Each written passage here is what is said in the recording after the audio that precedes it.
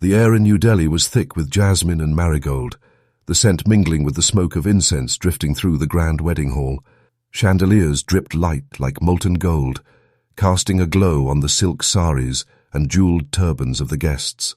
Music thundered, tabla beats rising and falling with the rhythm of centuries-old traditions. Rajiv Kapoor stood at the center of it all, his sherwani embroidered with threads of silver, his posture proud but his eyes searching. At 30, he carried the confidence of a successful businessman, heir to his father's real estate empire. Yet tonight, beneath the surface, something flickered. Nervousness, a sense of stepping into a future he had not entirely chosen, but one he was expected to embrace. And then she appeared, Anaya. Her veil shimmered under the light, its edges laced with tiny pearls that caught every glimmer. She moved slowly, every step measured, graceful, as though each footfall carried a lifetime of weight. To the guests, she was perfection, a bride woven from poetry and mystery. To Rajiv, she was breathtaking, but unreadable. When she finally stood beside him, their eyes met. Hers lingered, soft but guarded, as if daring him to look deeper. Rajiv felt his chest tighten, though he did not know why. The priest began the rituals, his voice echoing over the sacred fire. Mantras filled the hall, timeless chants binding two lives together. Rajiv stole glances at Anaya between the verses. She smiled when the guests expected it, lowered her eyes at the right moments, played the role flawlessly. Yet, something in the way her hands trembled as she adjusted her bangles unsettled him. "Are you nervous?" he whispered during the brief pause in rituals. Her lips curved, but it wasn't quite a smile. "A little," she said softly, her accent gentle, polished. "A new life always begins with nerves, doesn't it?" Rajiv nodded, though unease pricked him. It was not her words, but the way she avoided holding his gaze, as if afraid of what he might see there. As the rituals continued, whispers drifted among relatives in the back rows, questions about Anaya's family, her background, her reserved nature. No one voiced anything directly, but curiosity buzzed like insects around light. Rajiv's mother, seated near the altar, kept her eyes fixed on her future daughter-in-law, her expression unreadable. The final vows were spoken. Rajiv tied the Mangalsutra around Anaya's neck, the chain glinting like destiny itself. Applause erupted, drums pounded, and petals rained down from above. To the crowd, it was a perfect union: wealth, beauty, tradition. But in the silence between heartbeats, Rajiv sensed something he could not name. Later, during the wedding feast, he watched her across the table. Surrounded by women praising her sari and jewelry, she laughed politely, but her laughter seemed borrowed, like an echo of joy rather than the real thing. Her hand brushed her neck repeatedly, fingers grazing the chain, as though its weight reminded her of a secret she carried beneath her skin. Rajiv leaned closer across the table when the chance came. "You've been quiet," he said. "I prefer to listen," she replied, her tone smooth but clipped. "It's easier than explaining myself to strangers." Her words puzzled him. He wanted to ask more, but the band began another round of music, and guests demanded their attention. As the night waned, firecrackers lit the sky outside the banquet hall. The newlyweds were escorted to their decorated car, roses tied to its frame, strings of bells jingling with every step. Rajiv held Anaya's hand as they stepped inside. Her skin was warm, but he noticed how tightly she gripped his palm, as though clinging to something far beyond him. The car pulled away. For the first time, he wondered, not aloud but deep within, who exactly he had married. And as the city faded behind them, Paris awaited. The plane descended over Paris as dawn spilled pale light across the horizon. From his window seat, Rajiv gazed at the sleeping city below, rooftops glowing faintly under the rising sun, the city of lights. A dream destination for lovers, poets, newlyweds, yet he felt no calm, only the same tug of unease that had followed him from Delhi. Beside him, Anaya stirred, her head leaning lightly against his shoulder. She looked peaceful, almost fragile in sleep. He studied her face, the soft rise and fall of her breath. There was beauty there, undeniable, but also something he couldn't pin down. A veil, behind the veil. Their first days in Paris unfolded like a postcard. They strolled along the Seine, the air sharp with winter's edge. They posed for photographs beneath the Eiffel Tower, its iron arms stretching into the sky like a cathedral of steel. They sipped coffee at sidewalk cafes, surrounded by chatter in languages neither of them fully understood. On the surface, it was perfect. Yet cracks appeared in small, fleeting moments. Anaya avoided crowded spaces when she could, preferring quiet corners. She declined wine at dinner, explaining vaguely that she didn't drink, though Rajiv's family had insisted she was raised in a household where celebration flowed freely. She kept her scarf wrapped tightly around her neck, even when the sun warmed the afternoons. Rajiv noticed. One evening, as they crossed Pont Neuf, golden light from the bridge lamps reflecting off the black water, he finally spoke. "You're different here," he said quietly. Anaya turned her head, eyes reflecting the glow. "Different how?" "You seem guarded, like you're carrying something." She smiled faintly, but her grip on his arm tightened. "I've just left everything I know behind. A new country, a new life. It's overwhelming. Isn't it for you?" He hesitated, then nodded. It made sense, but the answer felt rehearsed. Later that night in their hotel room, Rajiv lay awake while Anaya slept beside him. The city outside buzzed. Distant laughter, the hum of passing cars, the faint toll of church bells. He listened to her breathing, steady but shallow, as though even in dreams she held something back. On the dresser, a framed photo from their wedding leaned against the mirror. Rajiv stared at it, searching for clues in her expression, wondering if the same mask had been there all along. The next morning, during breakfast at a cafe in Montmartre, the waiter greeted them warmly, speaking French too quickly for Rajiv to follow. He turned to Anaya, expecting her to look as lost as he felt. Instead, she responded fluently, her accent smooth, her confidence startling. Rajiv blinked. "You speak French?" Anaya froze for the briefest second before laughing lightly. "Only a little. I studied in college, that's all." But Rajiv caught the flicker in her eyes, the same guarded glint he had seen before. As they walked away from the cafe, hand in hand, Rajiv's smile hid a growing knot in his stomach. The city dazzled, but beneath the lights, shadows lingered. And in those shadows, secrets lived. Paris glittered at night. Street lamps spilled golden halos across the cobblestones, and cafe windows glowed like lanterns against the cool evening air. Rajiv and Anaya had just returned from a late dinner when the hotel lobby doors swung open, and a familiar voice cut through the hum of foreign chatter. "Anaya." Rajiv turned. A woman stood near the entrance, her dark hair loose, her eyes sharp with recognition. She looked a little older than Anaya, her posture confident, her presence commanding. For the first time since the wedding, Anaya's composure cracked. Her lips parted, her eyes widened. "Mira?" The two women embraced quickly, tightly, as though bound by something more than friendship. Rajiv watched, confusion stirring. He had never heard Anaya mention this woman. "Rajiv," Anaya said after a moment, her voice carefully steady. "This is Mira, an old friend from Delhi." Mira extended her hand with a practiced smile. "It's a pleasure." Rajiv shook it, masking his unease. "Unexpected to see someone from home here." "Paris has a way of pulling people," Mira replied. Her tone was light, but her gaze lingered on Anaya, carrying unspoken weight. That night, Rajiv couldn't sleep. Through the thin wall of their hotel suite, he heard murmurs.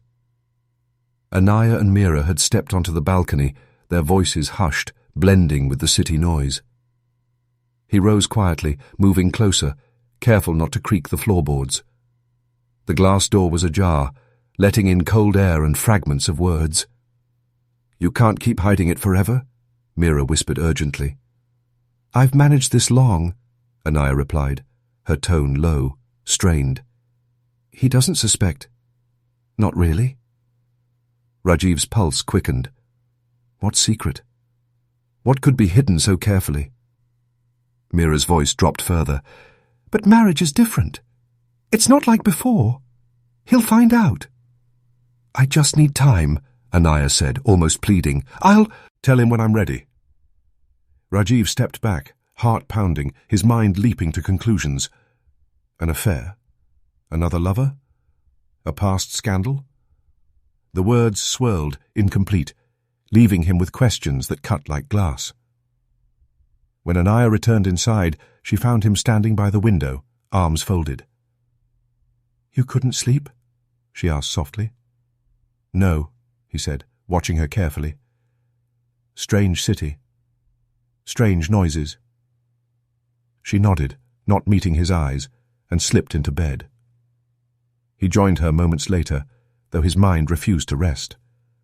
Her breathing beside him was steady, but Rajiv heard the echo of her whispered words again and again. He doesn't suspect. Not really. The next morning, Meera joined them for breakfast. She spoke easily, but Rajiv noticed the glances she and Anaya exchanged, silent conversations behind smiles. When Meera excused herself briefly, Rajiv leaned toward his wife. You never told me about her. Anaya's spoon paused above her cup. She was part of my past. I didn't think it mattered. Rajiv forced a smile, but the knot in his chest tightened. Didn't think it mattered?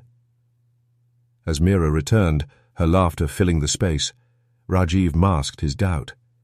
But inside, suspicion grew like a shadow he could no longer ignore.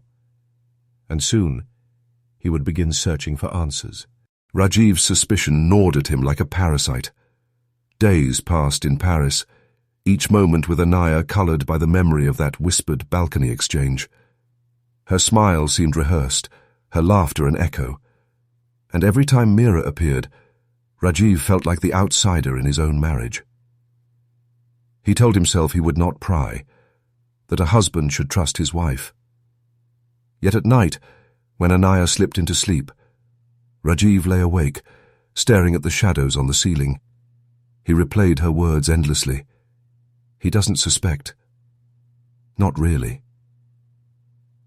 By the fourth night, temptation won. While Anaya showered, Rajiv quietly unzipped her suitcase, which sat neatly by the wardrobe. He had never touched it before. She insisted on organizing their things, brushing off his offers with a polite but firm, "I'll handle it." Now he understood why. At first the case revealed nothing unusual.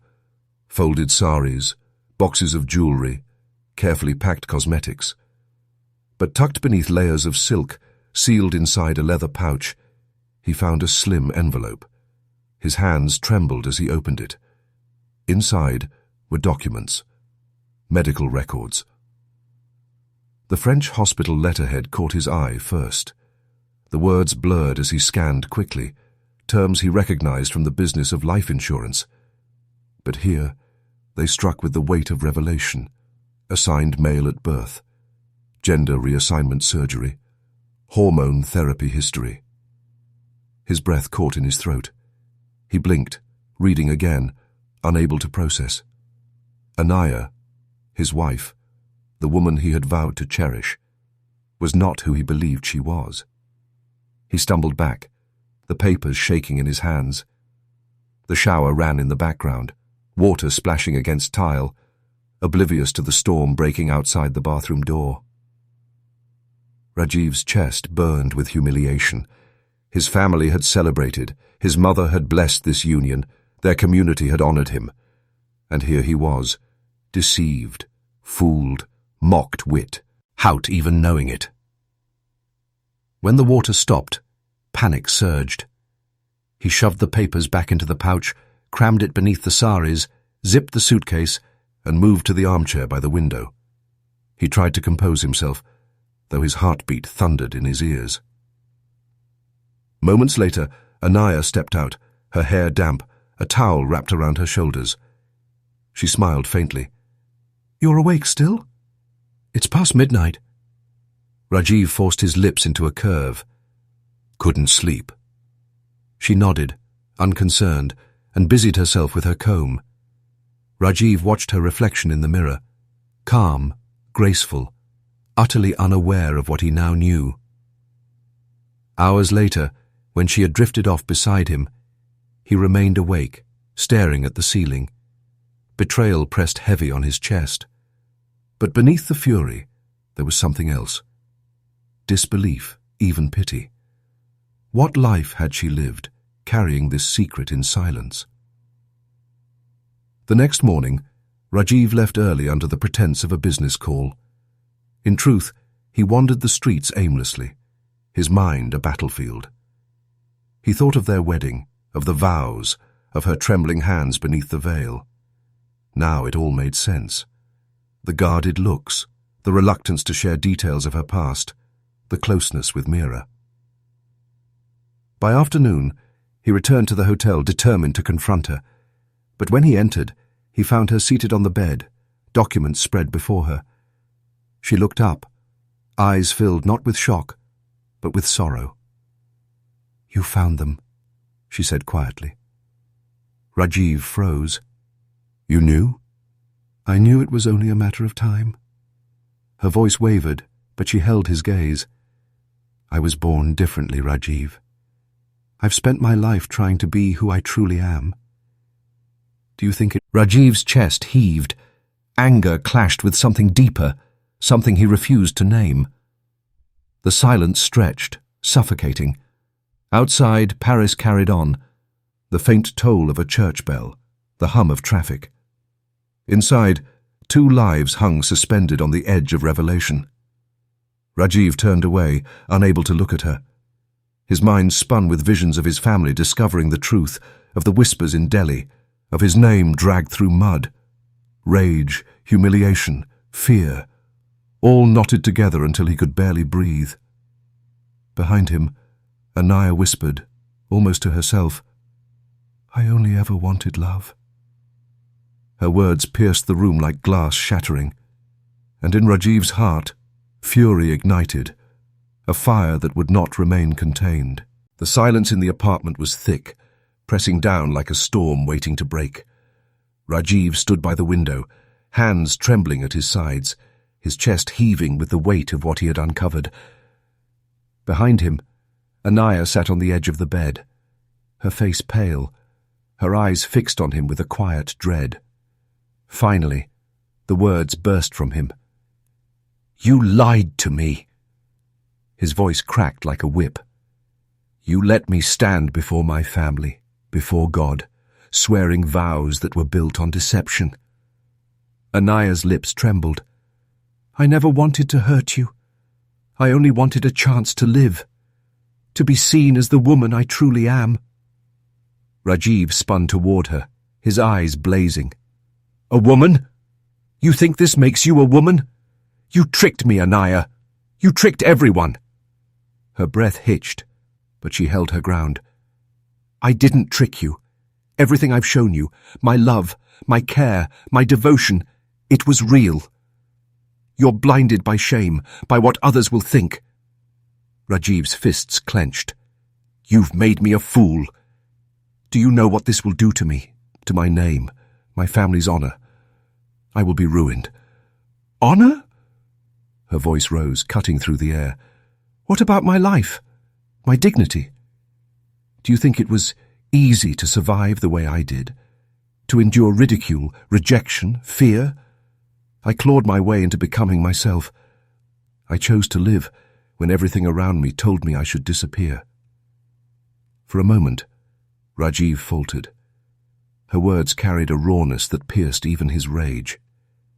But then the image of his mother's approving smile, the celebration back home, the whispers that would come if this truth spilled out, it reignited the fire. "You should have told me!" he shouted, voice cracking. "You should have given me the choice!" Tears streaked down her cheeks. "And if I had, you would have walked away, like everyone else." Rajiv's jaw tightened. Then maybe that's what should have happened. Her body trembled, but her eyes burned wit with defiance. "You don't get to decide my worth, Rajiv. You don't get to erase me. I am your wife. Whether you like it or not, I am here, and I am real." He stepped closer, looming over her, his rage vibrating through every word. You are nothing but a lie wrapped in silk." The words landed like a blow. She gasped, clutching the edge of the bed, her face contorting with grief. "I loved you," she whispered. "Even if you can't believe it, I loved you." Rajiv's hand twitched at his side, torn between restraint and the storm inside him. His voice dropped to a dangerous low. "You ruined me, Anaya." Her reply came in a broken whisper. "No, Rajiv. I only ruined your pride." The sentence snapped something in him. With a roar, Rajiv lunged forward, his hand striking her across the face. The sound cracked through the room, echoing against the walls. Anaya fell sideways onto the floor, her bangles shattering as her wrist hit the dresser. Blood welled where glass cut into her skin. For a heartbeat, Rajiv froze, staring at his own hand, horrified by what he had done. But then she looked up at him, not with fear, but with sorrowful defiance, and his fury surged again. "Stop hiding behind your lies," he shouted, seizing her arm, shaking her as tears streamed down her face. "Stop," she pleaded, her voice breaking. "Please, you don't understand." But he didn't hear her. His world had collapsed into a blur of rage, shame, and betrayal. He shoved her hard against the dresser. A mirror cracked, fragments raining to the floor. Anaya slumped, breathing ragged, her eyes glistening with tears. Rajiv staggered back, chest heaving, the weight of his violence pressing down. The room reeked of perfume, sweat, and the metallic tang of blood. In the distance, sirens wailed faintly through the Paris. The silence after the last blow was heavier than the walls around them. Only Rajiv's ragged breaths filled the Paris apartment, echoing in jagged fragments. Moments earlier, words had flown like daggers, but now only a ringing void remained. His hands shook uncontrollably, still feeling the resistance of flesh and bone. Anaya lay crumpled against the door, her sari torn, her lip split, streaks of blood trickling from her temple. One hand pressed desperately against her side, crimson spreading across her skin, soaking into the polished wooden floor. The glimmering chandelier above seemed grotesquely out of place, casting soft light on a scene of violence. The room looked like a battlefield. A wineglass lay shattered near the sofa, its jagged edges glinting like small weapons. A lamp tilted sideways, its shade torn. The once romantic apartment, rented for a honeymoon, had transformed into a crime scene. Outside, life continued. The faint rumble of cars, the distant laughter of tourists. Inside, time felt frozen.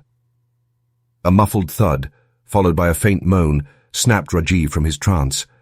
Anaya tried to move, dragging herself toward the door. Her breath rattled, uneven, each gasp a plea for survival. Rajiv stepped forward instinctively, torn between reaching for her and recoiling. His mind spun. She lied. She deceived me. This is her fault. But as he stared, the justifications twisted into something darker. His reflection in the glass cabinet caught his eye. Wild hair, blood-stained shirt, eyes bulging with horror. He barely recognized himself. A scream tore through the walls.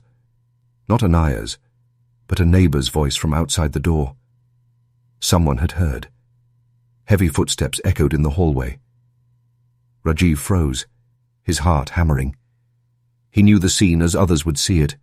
A groom turned monster, a bride bleeding on the floor. "Stop moving!" he whispered harshly, as if Anaya were his accomplice in silence. But she only coughed weakly, her body trembling. Blood pooled thicker now, crawling along the floorboards toward him. He couldn't stop staring at it, mesmerized, horrified. The coppery smell filled his nostrils, mixing with the scent of spilt wine. He wanted to shout, to undo the moment, to wake from this nightmare. But the reality pressed harder with each breath. His knees buckled, and he sank onto the sofa, clutching his head. Fragments of their honeymoon, her laughter on the Seine, her hand gripping his atop the Eiffel Tower, clashed violently with the image before him. The dissonance was unbearable. More voices outside now. Knocks pounded against the door. Rajiv's trembling gaze shifted from Anaya to the blood, then back again. Every second stretched like an eternity. In that moment, he realized two truths. He had crossed a line that could never be erased, and yet, deep inside, a part of him still believed he was justified. The door rattled as neighbors shouted in French. Sirens wailed faintly in the distance, growing closer. Rajiv closed his eyes, the sound drowning him, pulling him toward the inevitable. The night was no longer theirs. The pounding on the door came like thunderclaps in the silence that followed the violence. Rajiv stood frozen, blood still wet on his trembling hands. His chest rose and fell in ragged bursts as the screams from moments before echoed in his mind. On the floor, Anaya was slumped against the doorframe, her breath shallow, her eyes half open, as if balancing between this world and the next. "Police! Open up!" The French voices shouted again. The neighbor's alarm had summoned them swiftly, and now there was no escape. Rajiv backed away, stumbling over shards of broken glass. His face was pale, his body shaking. Somewhere inside him, a voice whispered justification. "She lied. She deceived you." Yet another voice, louder now, screamed guilt. When the officers burst through, the scene unfolded in cinematic chaos. Weapons raised, commands shouted, their boots crunching against the glass on the floor. Rajiv's arms instinctively lifted, though his eyes darted to Anaya as paramedics rushed in behind them. "Stay with me, madame, stay awake," one of the medics urged as they pressed gauze against her wounds. The word madame landed like an unspoken verdict, acknowledgement of her identity even in this moment of horror. From the corridor came hurried footsteps. Mira appeared, her face pale with fear, but burning with determination. She pushed through the officers, ignoring their protests, and dropped to her knees beside Anaya. Tears blurred her vision, but her voice was firm. "You don't get to erase who she is," Mira said, her words aimed squarely at Rajiv. The officers glanced between them, confusion and curiosity mixing in the air. One of them asked sharply, "What happened here?" Rajiv stammered, "She lied to me. She tricked me. You don't understand. She's not—" "Stop!" Mira's voice cracked like a whip.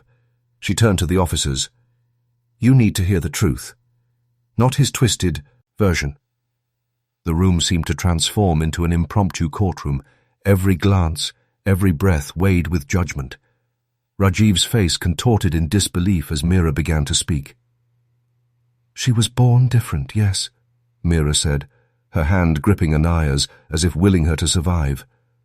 "But her difference never made her less human. Her parents rejected her, her relatives abandoned her, society mocked her. Yet she chose life. She chose courage. She came here to Paris hoping for acceptance, for love, for a chance to live as the woman she has always been." Her words filled the room, quieting even the officers. The narrative shifted, Rajiv's anger shrinking under the gravity of Anaya's humanity. He tried to interject. "She should have told me. I had the right to know." Mira shot him a glare, her voice trembling with emotion. "And she had the right to live without fear of being beaten for it. She had the right to love without her truth becoming a weapon against her. You think your pride is greater than her pain. Look at her, Rajiv. Look at what you've done." The officer's eyes hardened. One of them stepped forward and grasped Rajiv's arm, pulling it behind his back. The cold click of handcuffs sealed the shift of power. For the first time, Rajiv's justification sounded hollow, his anger reduced to mutterings, swallowed by the weight of reality. Mira's voice softened as she leaned close to Anaya. "They will know your story. You will not be erased." Anaya's lips trembled, a faint whisper escaping, almost inaudible. "Thank you." The medics lifted her carefully, wheeling her out toward the waiting ambulance. Mira followed, but not before casting one last look at Rajiv, a look filled not with hate, but with something worse. Pity. The flash of cameras outside greeted them. News had spread, neighbors had gathered, and the story was no longer just theirs. Paris itself seemed to hold its breath, What happened within those walls was now spilling into the streets, into headlines, into the court of public opinion. And as Rajiv was led out in chains, his face pale and drawn, he realized the trial ahead would not be confined to a courtroom. It had already begun.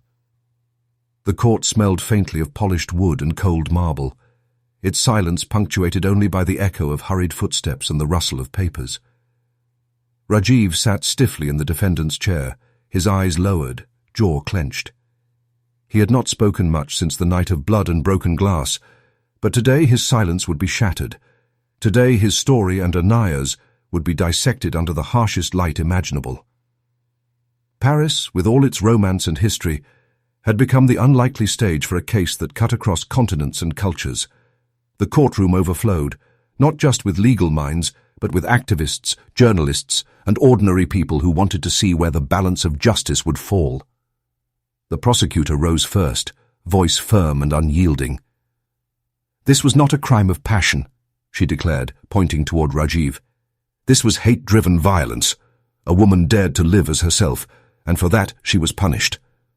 Her words cut through the air, leaving murmurs in their wake.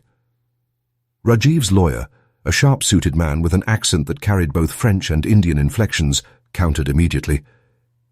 "Betrayal, Your Honor. My client was deceived. He entered a sacred bond without knowing the truth of his wife's identity.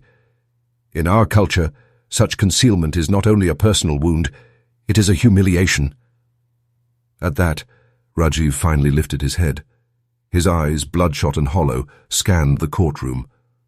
For a moment, he almost looked like a man pleading for understanding, rather than one defending his violence. The trial unfolded like theatre. Witnesses came forward one by one. A neighbor recounted the screams that had shattered the Paris night. Her voice trembled as she described the crash of glass, the sound of fists, and the plea, adding tone in Anaya's voice before it was cut off by silence. Then came Mira, her presence commanding the room. She spoke not as a mere friend, but as Anaya's sister in struggle. "She fought her whole life for the right to exist," Mira said, her voice breaking only once. "Her family turned her away, her village spat on her name. Yet she chose love. She chose to believe in him. And for that trust, she bled." The room held its breath. Even the judge leaned forward, eyes fixed on Mira, as if her words carried a weight beyond evidence, as if they were history itself speaking. Rajiv's defense tried to claw back control. His lawyer painted him as a man overwhelmed by cultural shame, a victim of deception thrust into a situation too heavy for his upbringing to bear. He was not prepared for such a truth, the lawyer insisted. He snapped, yes, but out of betrayal, not hatred. But the prosecution pressed harder, calling medical experts, human rights advocates, and finally a doctor who explained Anaya's journey of transition, not as deceit, but as survival. "She was not lying about who she was," the doctor said plainly. "She was fighting for the right to live without being condemned." Rajiv listened, his hands trembling against the wooden stand. At moments, his eyes hardened, filled with indignation at the suggestion he was driven by hate. At others, he sagged, the weight of guilt pressing down like chains. Outside the courtroom, crowds gathered with banners and chants. For some, Anaya had become a symbol of courage. For others, Rajiv represented the unbearable tension between tradition and change. Inside, the trial was no longer just about one man's actions. It was about society itself being forced to choose between old prejudice and new truths. As the final gavel struck to adjourn the day's hearing, silence clung to the room. Tomorrow would bring verdicts and sentence. Yes, but tonight, Paris would sleep uneasily, knowing the judgment ahead would echo far beyond these walls. The courtroom was hushed, as if the very air held its breath. Weeks of testimony, evidence, and public debate had led to this moment.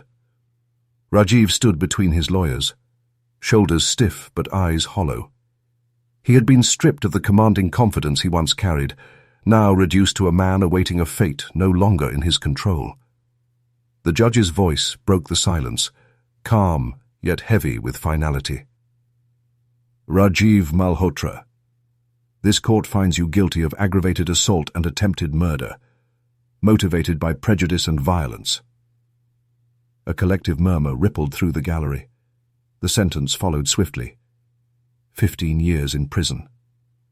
Rajiv flinched as though struck. For a moment he searched the room, as if expecting someone to defend him, to validate his pain. But all he found were cold stares, disapproval etched into every face.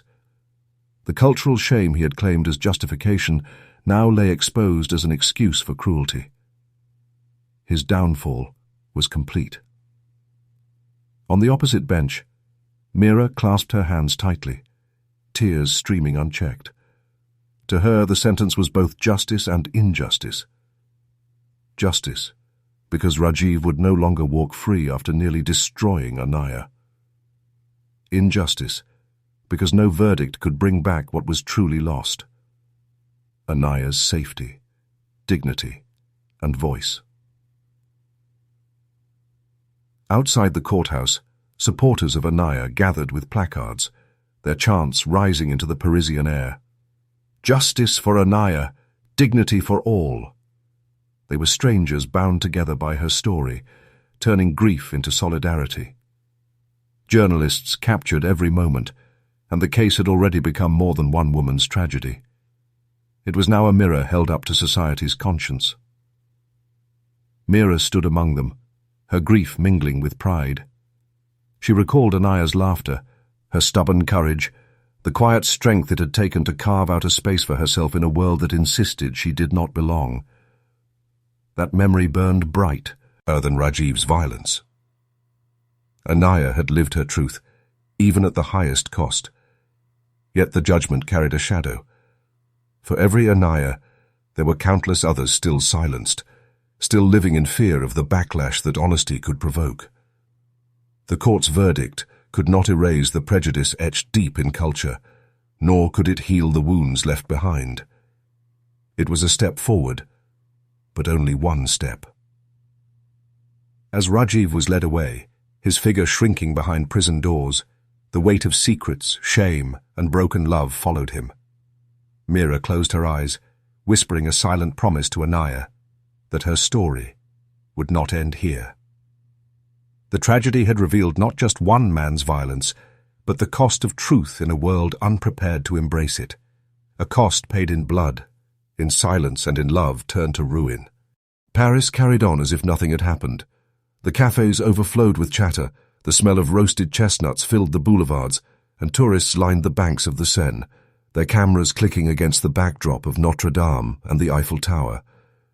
The city's pulse was unchanged, indifferent to the private storm that had torn lives apart. To strangers, Paris remained the city of love. But for those who had walked with Anaya, it had become a city of memory and mourning. Meera moved quietly through the streets, a single bouquet of lilies in her hands. They were Anaya's favorite. White, fragile, yet resilient, much like her spirit. Each step Meera took felt heavy, echoing with fragments of the trial, the cruelty of the verdict, and the unspoken void Anaya had left behind. She passed couples hand in hand, their laughter ringing freely, and wondered if Anaya had ever imagined such simple moments for herself, moments denied by judgment, secrecy, and fear. Her path led to a secluded corner near the Seine, a bench shaded by an old plane tree where Anaya often came to read. Meera remembered the first time she had found her there. Eyes closed, sunlight warming her face, a faint smile on her lips, as though the world, in that brief instant, had accepted her. It was here that Anaya had felt most herself, free from whispers and shadows. Kneeling gently, Meera laid the lilies on the worn wood of the bench, her fingers trembling as they touched the cold surface. For a long time she said nothing. The silence spoke louder than words ever could. Then, in a whisper barely audible, Meera began, "You were more than the world allowed you to be, and I will never let them forget." Her voice cracked, but her resolve held firm. Around her, the city moved on, The Seine flowed steadily, but in her heart, the echoes of Anaya's laughter and courage refused to fade. Across Paris, the store, I still lingered in hushed conversations, in opinion columns, and on social media feeds. For some, it was a tale of deception and betrayal. For others, it was a testament to love, truth, and the brutal cost of silence. Anaya had become more than a victim. She had become a mirror, forcing society to confront what it preferred to look away from, the humanity of those pushed to the margins. As evening fell, golden light spilling across the water, Mira rose. The flowers rested quietly on the bench, like a fragile promise left behind. She turned one last time, allowing her gaze to linger, as though Anaya might appear, smiling once more in the sunlight. Then she walked away, her steps carrying both grief and strength, her silence heavier than any speech. Paris kept its secrets, as cities often do. But somewhere in its quiet corners, love, betrayal, and identity remained etched in invisible ink, waiting for those willing to see. And in the echoes of the Seine, Anaya's story lived on, refusing to be silenced.